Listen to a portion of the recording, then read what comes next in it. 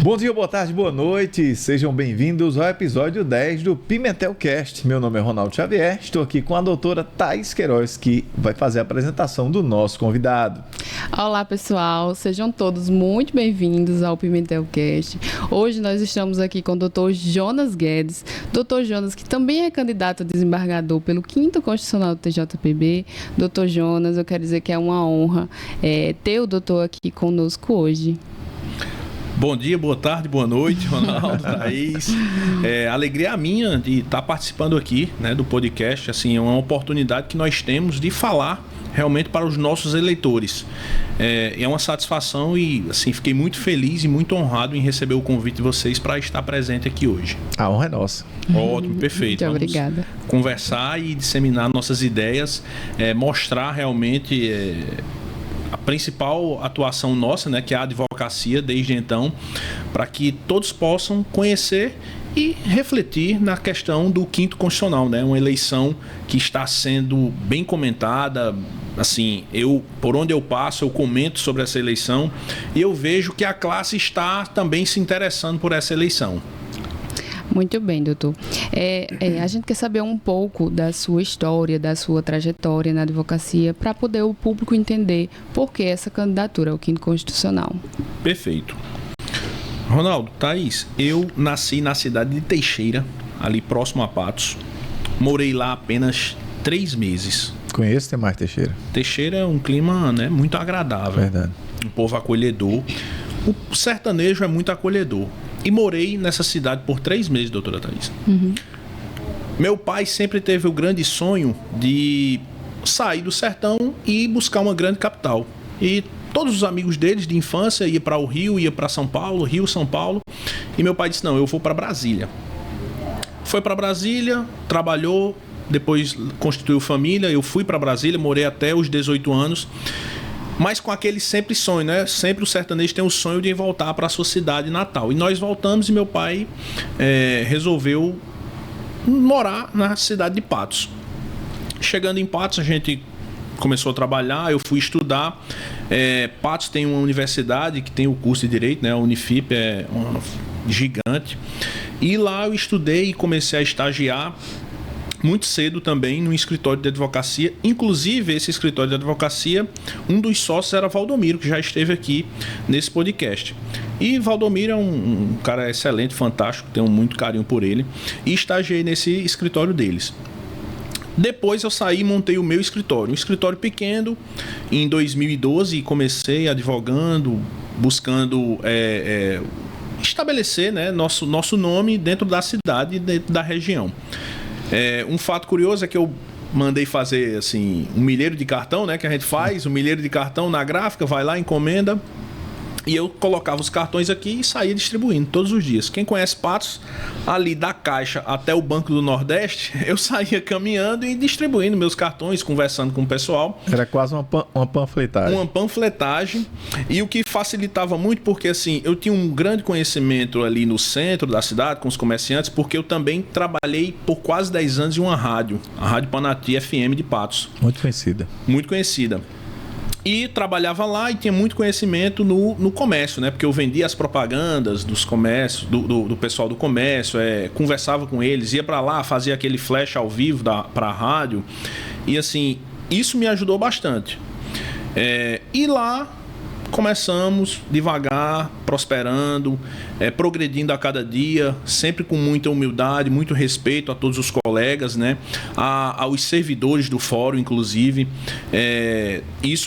O estágio facilitou bastante porque eu tive um grande conhecimento com a área, né? E quando eu saí para montar o meu escritório, eu encontrei um campo que eu já conhecia. Eu não advogava ainda, mas já conhecia.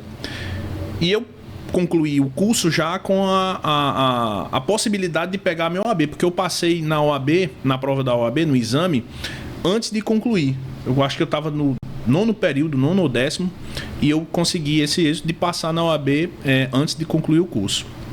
E em 2013 montei o meu escritório já com a OAB na mão e fui engatinhando, e nós estamos aí há 12 anos nessa trajetória, nessa caminhada, e resolvemos disponibilizar, digamos assim, o nosso nome para a vaga de desembargador do Quinto Constitucional.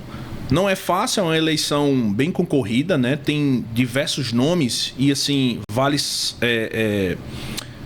frisar que os nomes que estão postos, os 22 nomes, os 22 candidatos, todos têm capacidade, todos têm uma vida pregressa honesta, uma vida realmente na advocacia, e todos estão nessa luta, nessa batalha para mostrar, seja através das redes sociais, seja através de participação em um podcast como esse aqui, que é um canal excelente para que a gente possa dialogar e que a gente possa conversar com a advocacia paraibana, para realmente mostrar a nossa trajetória e mostrar também o que nós queremos com essa vaga.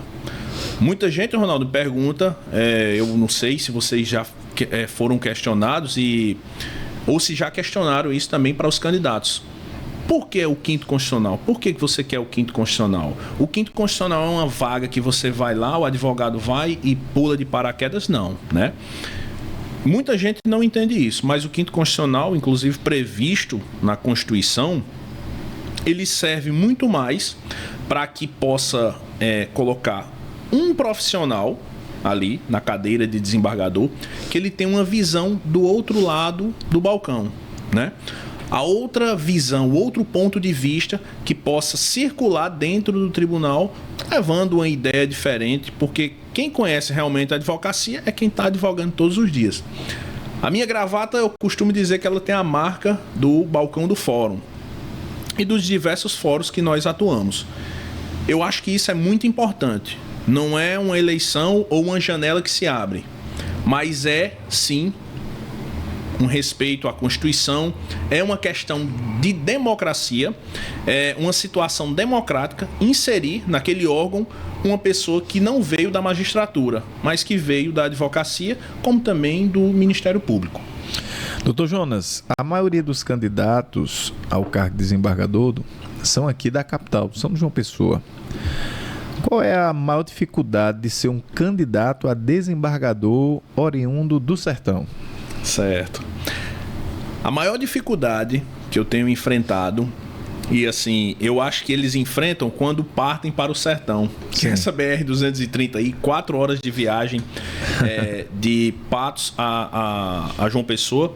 Mas isso aí eu tô bem acostumado, porque eu sempre estou aqui em João Pessoa. Eu fiz o mestrado aqui em João Pessoa. Para você ter uma ideia, eu fiz o mestrado aqui em 2 anos aqui em João Pessoa. Eu saía de Patos 5 horas da manhã. 4 horas da manhã, na segunda-feira, 7h30 eu estava dentro do Unip para assistir aula. Impressionante. 1 hora da tarde eu pegava meu carro e voltava na segunda-feira. Aí voltava na quarta, esse mesmo horário, e ficava até a sexta-feira, assistia a aula na sexta-feira e voltava. Tem até alguns professores que comentavam, mas rapaz, Jonas é de Patos, não chega atrasado. Os colegas daqui às vezes tinham atraso, mas é questão de trânsito, né? A gente entende tudo isso. E ressalvando, né, doutora Thaís, que o doutor Jonas, até para gravar o podcast, chegou com meia hora de antecedência. Não, eu gosto de, assim, eu entendo desde muito novo que tempo, assim, tem muito valor, né? O nosso tempo tem muito valor. Sim. Eu tenho que respeitar aqui o nosso tempo, eu tenho que respeitar.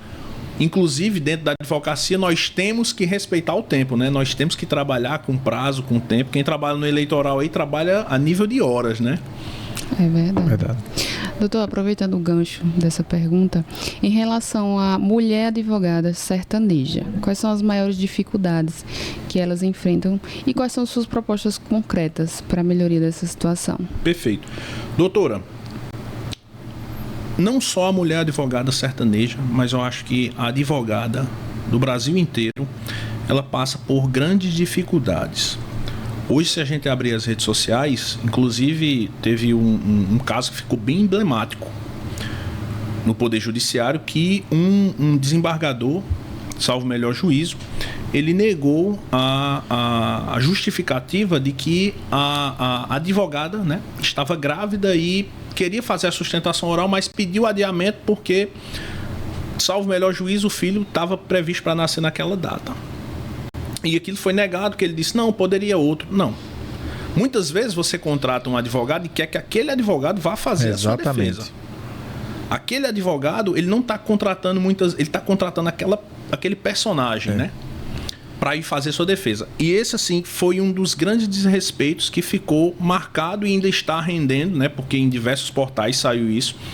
Eu acho que não é só a advogada do Sertão, não é só a advogada do Litoral, não é só a advogada do Brejo, mas as advogadas em si, e eu acho que a gente melhorou bastante porque é uma questão de conscientização, e nós vimos isso aí também com a paridade, né, dentro da OAB. Isso aí nada mais é do que trazer uma reparação histórica. Eu acredito que nas últimas listas, poucas mulheres participavam quando estão participando agora. E isso é uma satisfação muito grande, porque eu entendo que o olhar feminino, né, ele deve estar inserido não só no Poder Judiciário, mas no Poder Executivo, no Poder Legislativo. Eu sempre apoio essa questão e essa condição para todas as mulheres. Aproveitando essa sua fala sobre a paridade, Dr. Jonas, em relação à maneira que foi desenhada a paridade, o Dr. Jonas faria alguma modificação ou como o Conselho Estadual propôs e foi aprovado, o que você defenderia? Pronto. Talvez eu não defenderia dessa forma que o Conselho defendeu, mas que a mulher tem que se inserir e que tem que estar inserida na OAB, nos órgãos nas instituições de classe, isso é um fato. Certo. Isso tem que acontecer, com certeza. Talvez eu mudaria em algum aspecto, né? Até para garantir não apenas 6 mulheres, para que tivesse maior participação ainda das mulheres. Eu acompanhei no dia da votação, né, para decidir essa questão, e eu achei interessante porque cada um trouxe o seu ponto de vista, que é muito valoroso. E o advogado, ele realmente tem que trazer isso em todas as questões. A questão da paridade, eu concordei, né? Nós temos realmente que ter essa paridade, tem que inserir realmente a mulher dentro do Poder Judiciário, do Poder Legislativo, do Poder Executivo, como eu falei, e estou satisfeito em concorrer dessa forma. Certo. Para mim não tem problema. Eu estou satisfeito em concorrer dessa forma, até porque eu falei, é uma questão até de uma reparação histórica, né, que nós temos com a história e com as mulheres. E o que é que você mudaria, então? O que é que eu mudaria? Faria algo mais amplo para tentar trazer mais mulheres para o debate. E hoje nós temos, salvo melhor juízo, 6 candidatas. 8, né? Poderíamos ter 16. Como temos a quantidade de... Acho que homens são 18, né? Não, homens são 16, né? Muito bem. Doutor, em relação às nossas prerrogativas como advogados, porque ainda hoje tem tantos advogados que são tão desrespeitados, de quem é a culpa e quais são as soluções? Realmente, o que acontece? Recentemente eu participei de um desagravo na cidade de Piancó. Um advogado, doutor José Cassimiro, ele teve as suas prerrogativas violadas, seus direitos humanos rebaixados, ele foi preso e, assim, a prisão de um advogado realmente ele causa um certo simbolismo na sociedade. É algo que fica marcado realmente. E nós participamos desse desagravo e eu busquei entender melhor o que aconteceu. Talvez uma falta de preparação, certo? Uma falta de conhecimento. Inclusive, nós temos que falar muito mais sobre as nossas prerrogativas. Talvez eu não fale tanto como deveria. E os advogados que estão nos ouvindo agora talvez não disseminem tanto como deveria quais são os direitos dos advogados.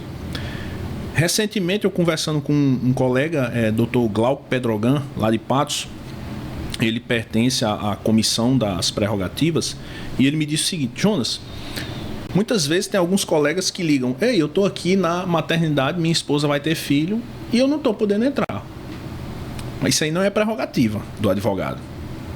Não, mas alguém da prerrogativa tem que vir aqui. Não, mas isso aí não é prerrogativa, certo? A gente tem que ter o bom senso e admitir o que é o direito do advogado e o que não é.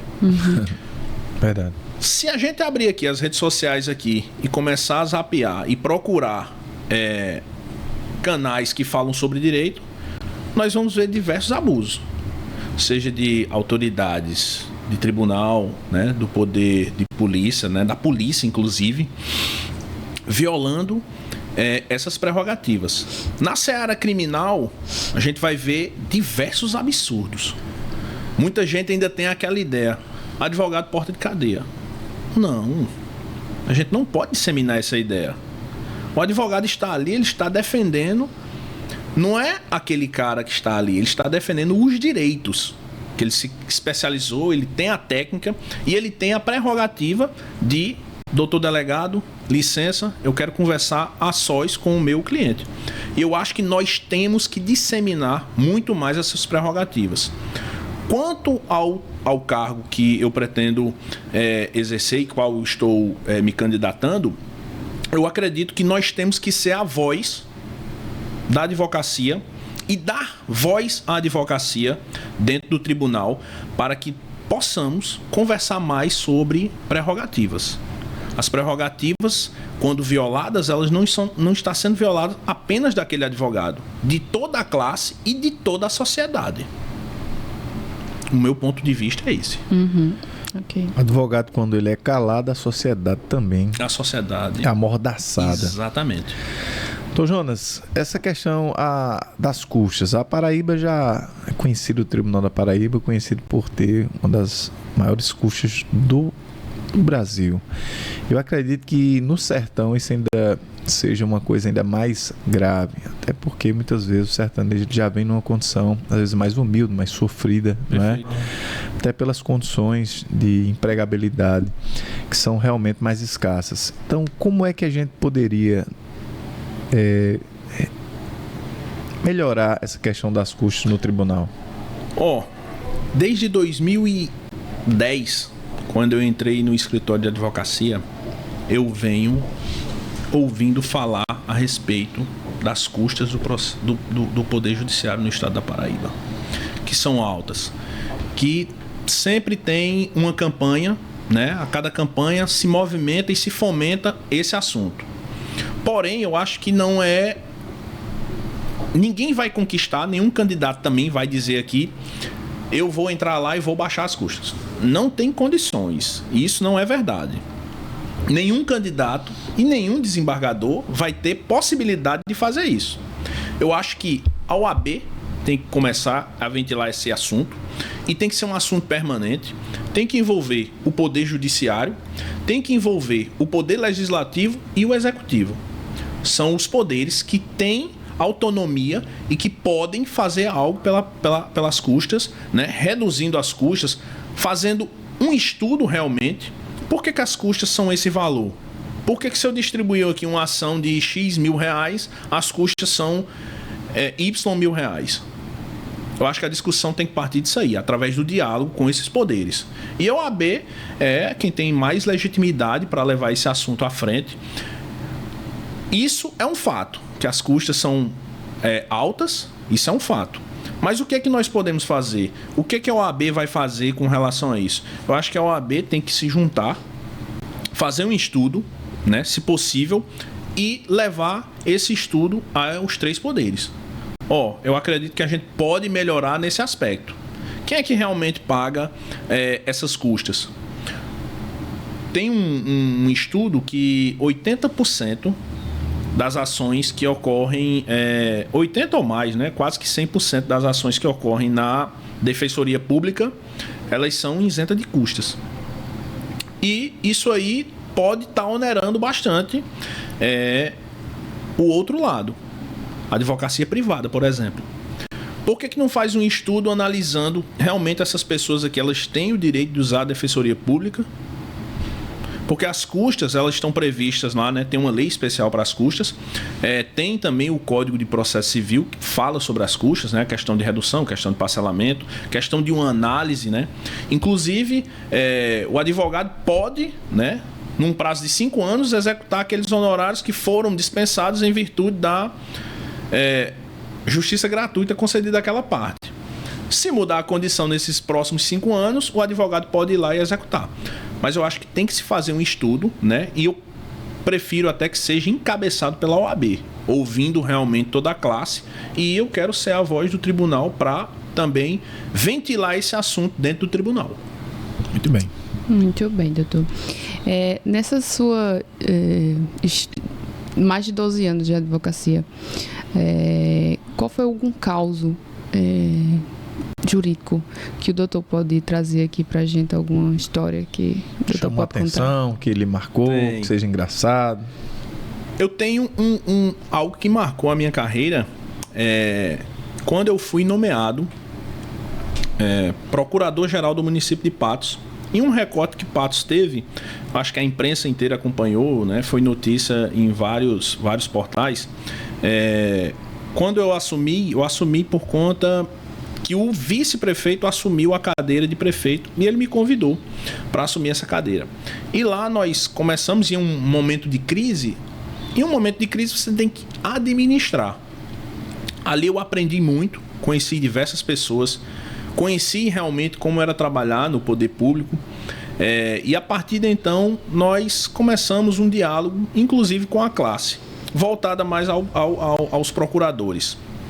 E então nós conseguimos elaborar um projeto de lei e encaminhar para a Câmara que falava sobre o rateio dos honorários dos advogados públicos, que em Patos ainda não tinha essa previsão legal. Mas hoje tem, e eu considero isso como um marco da minha passagem na Procuradoria-Geral do município de Patos, que ali a gente pôde conversar com os procuradores, entender o lado deles, saber realmente os honorários pertencem aos advogados.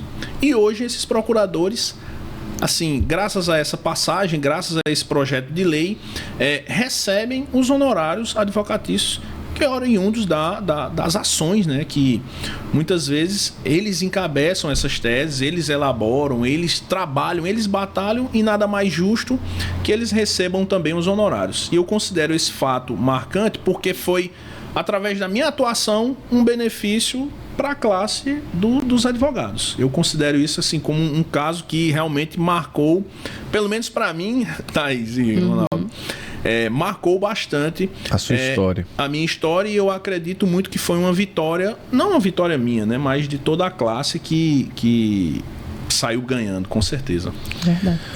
Doutor Jonas, nós vivemos tempos difíceis no Brasil, clima até um pouco de insegurança jurídica no cenário nacional, e é claro, isso pode refletir também no cenário do Tribunal de Justiça da Paraíba. Qual é a sua avaliação da justiça nestes dois âmbitos, estadual e nacional? Perfeito. Hoje nós estivemos colocando o nosso nome, e eu não coloquei o meu nome por acaso. Eu não coloquei o meu nome sem consultar outros colegas. Consultei diversos colegas em Patos e muitos falaram: Jonas, eu acho que você tem maturidade suficiente para encabeçar uma vaga assim.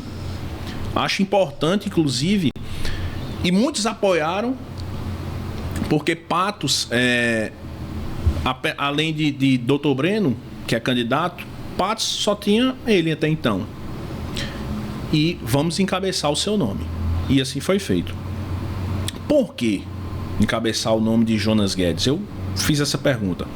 Olha, você vem numa trajetória bacana, você não tem arestas. O pessoal, assim, você respeita muito a classe, e a classe também vê isso em você. Eu acho que tudo deve partir do respeito, primeiramente, entre os colegas, entre os servidores do fórum, entre o juiz, entre o promotor. Olha, a Constituição diz que o advogado é indispensável para a boa administração da justiça, para a boa administração do poder judiciário. Se o advogado é peça fundamental, não há motivo de promotor ou de juiz destratar advogados e vice-versa, né?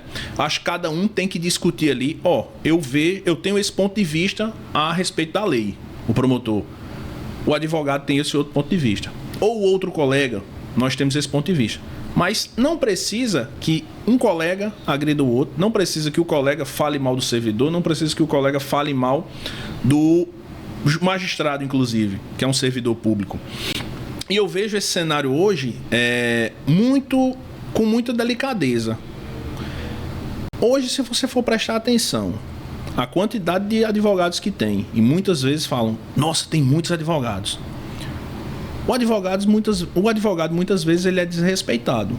Talvez não seja pela grande quantidade de advogados, mas seja pela ausência de técnica, de conhecimento, porque quando você demonstra que você tem conhecimento pela matéria, que você demonstra que você tem uma boa técnica, que você demonstra que você tem um bom respeito, você vai se tornar um advogado respeitado.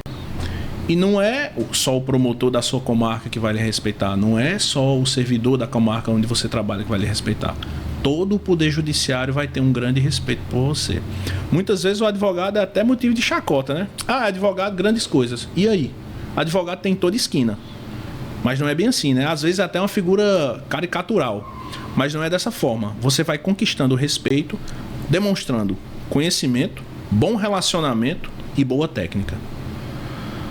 Muito bem. Ok. Quais dicas o Dr. Jonas Guedes daria para um advogado iniciante, para a jovem advocacia? Eu vou falar, inclusive, olhando aqui para a câmera, viu? Jovem advogado, estude, trabalhe, batalhe, tenha bons relacionamentos. E bons relacionamentos não é relacionamentos com pessoas de muito dinheiro, não é isso, viu? Bons relacionamentos é você ter uma boa relação, uma relação de boa vizinhança com seus colegas, com os servidores, com a sua vizinhança, porque isso também atrai bons clientes. Essa é a maior dica que eu posso dar a um jovem advogado. Estude, trabalhe e tenha uma boa técnica, porque através do seu conhecimento você vai alçar bons clientes e vai conseguir ter uma boa trajetória dentro da advocacia. Ok. Doutor Jonas, uma pergunta com várias faces. Dentro da estrutura da OAB, queria que o doutor falasse sobre a importância da OAB. Por quê? Porque há colegas que chegam a criticar a OAB, porque a OAB não deveria existir, mesmo colegas advogados que ainda defendem essa tese, às vezes até em redes sociais. Então, queria ouvir sua importância, o doutor falar sobre a importância da OAB, e também eu queria saber se a percepção que o advogado do sertão tem da OAB é a mesma que o advogado da capital. Falo em questão de acesso mesmo. Essa geografia às vezes atrapalha, dificulta. A OAB poderia ser mais presente no sertão? Perfeito. Em 2016, eu assumi a ESA, a Escola Superior de Advocacia, lá em Patos. Era o diretor aqui na época, na seccional, era Dr. Moisés Neto. E um reclame que eu levei para ele é: Dr. Moisés, Patos precisa de mais cursos.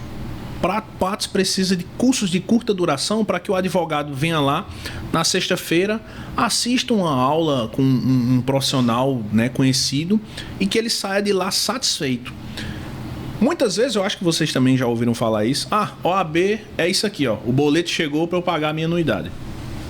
E eu vejo que, assim, muitos advogados não procuram a OAB. Muitos não querem, assim, tocar nesse assunto de OAB, mas eu acho que a OAB, ela é de grande importância na vida do advogado. Quando acontece esse caso que eu falei aqui para vocês desse desagravo, era a OAB quem estava lá. A comissão de prerrogativa quem estava lá em defesa do advogado. Se não fosse a OAB, esse advogado estaria lá, abandonado. No máximo, um ou dois colegas, talvez se ele conseguisse ligar, um ou dois colegas iam agir. A OAB é de extrema importância para toda a classe, mas nós temos que saber como procurar a OAB. E a OAB, pelo menos lá em Patos, eu vejo uma OAB assim, atuante, presente. Eu acredito que falta na OAB é uma presença mais massiva com relação a trazer conhecimento ao pessoal, mas que também os advogados procurem. Eu fui diretor da ESA e eu sei. Eu fiz diversos cursos lá. Um curso deu 56 pessoas, foi o primeiro. Os outros, 20, 12. Teve curso com 7 pessoas. Entendeu? Entendi. Assim, não adianta a gente querer fazer da OAB. Olha, a OAB vem. Mas vocês vão abraçar realmente esse curso? Porque já pensou, o professor sai daqui de João Pessoa, roda ali 4 horas, chega lá: Jonas, cadê os alunos? O nosso curso você disse que estava bombando, chegou aqui, tem 6 pessoas. Assim, eu acho que nós devemos também, e eu digo com essa notoriedade porque eu vivenciei isso. O primeiro curso que eu fiz foi de atualização do novo Código de Processo Civil, quando ele saiu em 2016. Esse curso bombou, né? Todo mundo estava procurando. Mas os outros cursos, assim, um interesse menos específico do pessoal realmente. Mas eu acho que a OAB é importante e nós devemos procurar mais a OAB, principalmente mais ainda do que a OAB nos procura. Muito bem. Ok. Doutor, a gente até estava conversando sobre essa pergunta, sobre essa questão, antes de começar o podcast, mas a gente quer saber qual a importância da inteligência artificial, das audiências remotas, da tecnologia como um todo no judiciário. E ainda mais para o sertanejo. Tem ajudado ou atrapalhado? Olha, o pós-pandemia, que foi um caos para todo mundo, a pandemia, o pós-pandemia ajudou em que sentido? Eu até contei essa questão aqui, que eu saí de Patos, 4h30 da manhã, quando cheguei no tribunal, sustentação oral. O processo foi retirado de pauta, doutor. Não tem problema, pego meu carro, volto para Patos. Mas você imagina aí, 8 horas só na estrada. Hoje nós temos a facilidade, e eu vejo que a tecnologia é um caminho sem volta, e ela tem que entrar mais ainda. Nós temos que fazer muito mais esse uso da tecnologia nos fóruns, nos tribunais. Eu defendo muito essa bandeira. Agora eu defendo que o magistrado, ele utilize, mas que ele realmente faça as sentenças, que ele sinta realmente a sensibilidade daquele processo, sentir a dor da parte. Porque a tecnologia jamais vai sentir, né, essa angústia. Uhum. Porque nós estamos decidindo o processo, nós não estamos decidindo em cima de folhas, né, de A4. Nós estamos decidindo vidas, angústia, pessoas depressivas, pessoas que só têm aquela causa para resolver a vida. Muitos passam por isso. Verdade. E eu acredito muito que quanto mais humanizado for o Poder Judiciário, com o uso das tecnologias, muito melhor ele vai servir aos advogados e a todos os jurisdicionados. Com certeza. Doutor Jonas, a pergunta é a seguinte: qual a sua opinião sobre o porte de armas para a advocacia? Porque o juiz, o magistrado já tem um porte de arma, o promotor também, e o advogado? Deveria ter ou não? Olha, eu acho que eu sou assim... eu não sou muito capacitado para responder essa pergunta, porque eu tenho pavor à arma. Eu, em 2008... Foi em 2008? Não. 2006. Eu passei no concurso da Polícia Militar. E eu passei nesse concurso da Polícia Militar. Quando foi fazer o teste físico, eu disse: rapaz, pai, eu não vou não. Eu não vou não, porque eu não gosto de pegar em arma. Eu não gosto de arma, eu tenho pavor à arma. Então, talvez essa pergunta que eu vou responder não seja o que os advogados querem ouvir. Porque eu não gosto de arma, eu tenho pavor à arma. Nem filmes com armas, assim, eu gosto de assistir. Uhum. Mas eu vejo o seguinte: quanto maior preparação, quanto maior fiscalização, quanto melhor um psicotécnico bem avaliado nós tivermos, melhor vai ser para toda a sociedade. Uma sociedade segura é a sociedade em que o advogado, o juiz e o promotor estão armados. Eu acho que é essa reflexão que nós temos que fazer. Se liberar para todo mundo. Hoje, a gente estava até ouvindo o rádio ali na CBN, teve um acidente de trânsito e nós passamos por esse acidente. A gente não sabe ali o que estava errado, né? Mas aí Arthur até comentou: rapaz, eu acho que era esse caminhão que estava errado. Eu digo: e se for o outro caminhão que estava errado? E aí, como é que vai ser? Você conta essa história aí para um cara que estava ali, um cara que estava dirigindo: quem estava errado era aquele. Ah, rapaz, espera aí que eu tenho um negócio aqui para esse cara. Hoje, briga de trânsito, a gente vê direto.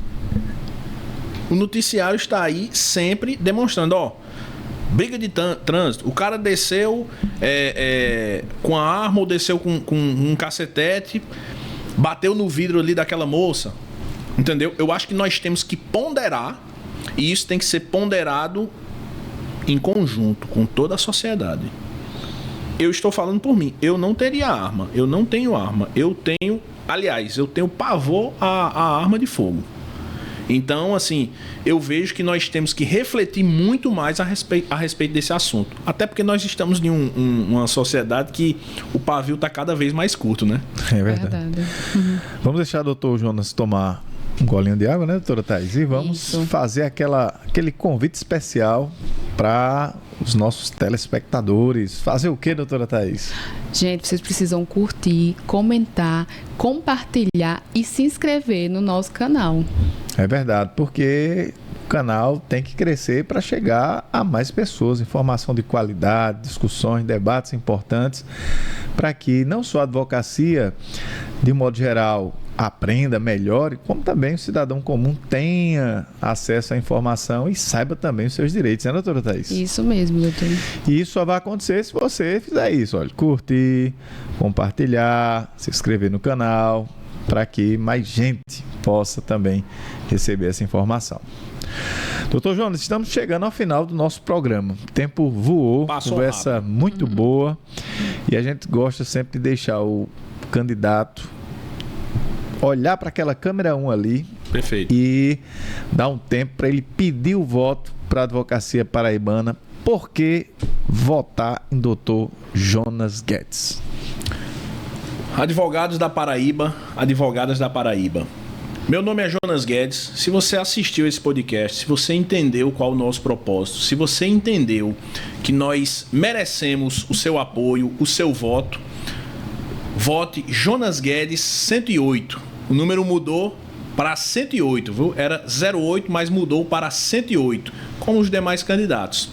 E eu peço a sua reflexão para que você conheça um pouco mais da minha história, acesse as minhas redes sociais. O meu Instagram é JonasJGL e venha conhecer mais sobre a nossa atuação perante o Poder Judiciário. Nossa atuação há mais de 10 anos, com firmeza, com bravura, e eu venho pedir a você reflexão. Vote Jonas Guedes 108. Muito bem.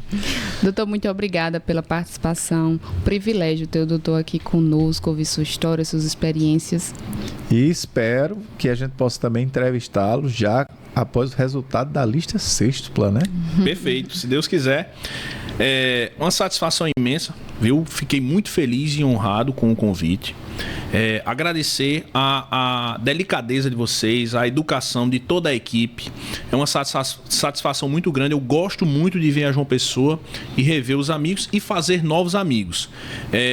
Toda essa educação, toda essa delicadeza, pode ter certeza que eu vou levar como propaganda para fazer lá no sertão do Pimentelcast. Coisa boa. Muito obrigado. E chegamos ao final do nosso episódio, né, doutora Thaís? Passou rápido, né, doutor? Passou rápido e até o próximo episódio do Pimentelcast. Até mais, gente. Tchau, tchau. Tchau, tchau.